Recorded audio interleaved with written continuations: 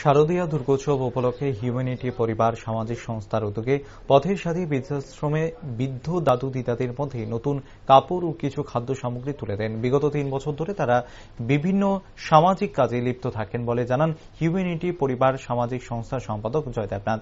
প্রত্যেক বছরের মতো এবছরও মাকে আরাধনায় ব্রতী হয়েছে। আজকের এই পথের সাথী বৃদ্ধাশ্রমের বৃদ্ধদের মধ্যে বস্ত্রদানের মুখ্য উদ্দেশ্য হচ্ছে দেবী আগমনী। এছাড়াও রক্তদান শিবির সহ সমাজসেবামূলক বিভিন্ন কর্মসূচি সংগঠিত করছে এই হিউম্যানিটি পরিবারের সামাজিক সংস্থা, জানালেন সংস্থার সম্পাদক জয় দেবনাথ। প্রত্যেক বছরের মতো আমরা এই বছরও মাতৃ আরাধনায় আমরা সম্মিলিত হয়েছি। আগরতলা স্থিত যে বৃদ্ধাশ্রম রয়েছে, অর্থাৎ এই পথের সাথী যে বৃদ্ধাশ্রম, আমরা সেখানে উপস্থিত হয়েছি।